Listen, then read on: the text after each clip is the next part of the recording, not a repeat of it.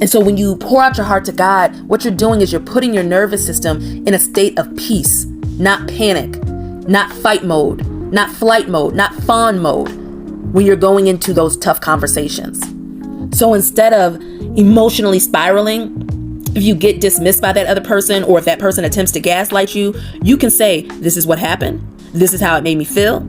This is what I want, and actually name what you want or desire from that person if there is something that you want. And regardless of how they respond, you can be at peace. And that's real power going into a conversation.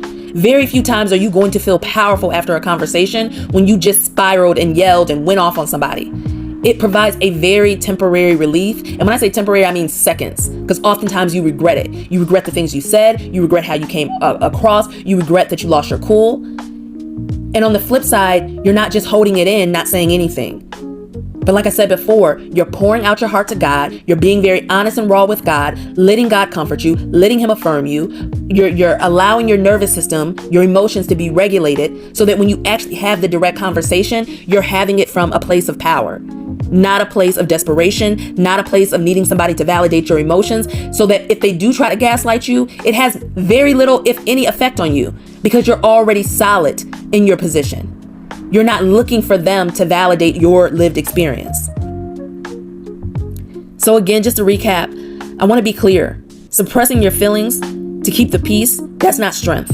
It's storage. And when you suppress your emotions and you don't say anything, you can guarantee that your body's going to hold it and remember it. And that's what causes so much chronic illness, especially with us as Black women. Some of the things that we're going through, the high blood pressure, hypertension, the pre-diabetes, the diabetes. Yes, some of it has to do with your diet, but some of it has to do with the constant stress that you're carrying in your body because you don't have an outlet, you don't have a release for righteous, justifiable rage. But then on the flip side, for those of you who are committed to definitely not remaining silent, and you're probably quick to go off and to explode and to crash out, in that moment of deep emotional pain, you know that the crash out has the potential to really sabotage you. It can sabotage your credibility amongst the person that you're in relationship with, your coworkers or whatever, especially in environments where we know Black women are already painted as being too angry or too emotional.